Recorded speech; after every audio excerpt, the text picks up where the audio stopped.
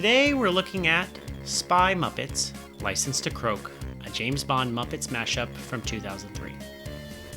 The first thing you may ask is, who is this game for? Is there really that big of an audience in the Venn diagram of James Bond fans and Muppet fans to warrant making an entire game dedicated to a Muppet James Bond parody? I mean, there's me. I am the target audience, bam, you found me, but who else loves bad puns and double entendres as much as me?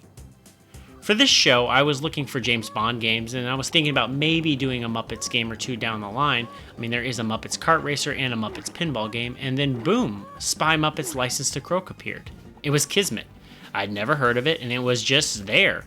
For $6 on Amazon Prime, brand new, in the shrink wrap. Everything about this game is right up my alley.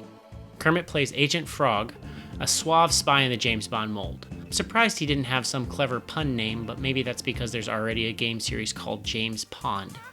Anywho, Sam Eagle plays the M to Kermit's 007 because that's obvious, and Bunsen and Beaker fill the Q role. And the villains are Miss Piggy as Piggy Galore, Gonzo as Dr. Nose, and Peppy the Prawn as King Prawn. Okay, so maybe that last one isn't a pun, and it doesn't even match up with a Bond villain, but hey, Pepe the Prawn is in a video game. The story is silly and rad.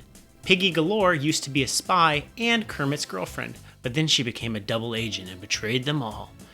And Gonzo holds his chicken Camilla like Dr. Evil holds Mr. Bigglesworth. I hope I'm not spoiling the experience by saying that Statler and Waldorf are the big mystery villains of License to Croak.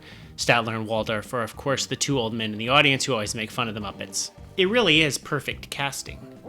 And the game ends as any Bond movie worth its salt ends, with the hero and the love interest on a boat.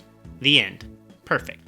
But, as a game, License to Croak allows the player to pick whatever level they want to start out on, Mega Man style. That's pretty cool. Every level breaks down into 4 sub-levels. The first is always the same. Kermit must pick an image that corresponds to the correct shadow. This is the sort of stuff you'd find in a highlights magazine or a coloring book. It's certainly not challenging, although my 2-year-old giggles every time Kermit gets something right and exclaims, "Uh-huh!" So, maybe 2-year-olds are the target demographic. The next sub-level is a pursuit level where the player moves down the course avoiding obstacles. It's probably closest to an endless runner like Temple Run, except the level actually does end. The third sub-level is a grab bag, but usually involves fighting the bad guy's henchmen, so pigs for Piggy Galore, crab claws for Pepe, and chickens throwing snowballs for Gonzo. And then the last sub-level is a boss fight, which are again, weirdish minigames. The whole game is really weirdish minigames. I tell you, the game looks great in screenshots, and it looks great in this video. But it looks like it has a huge variety of levels and a lot of gameplay styles, but it really doesn't play that well. They feel like undercooked minigames. They feel a lot like a compilation of rudimentary Flash games from 2001. And overall, License to Croak was disappointing. It sure isn't good. The minigames are all clunky, and I was able to beat it on my first try in under an hour.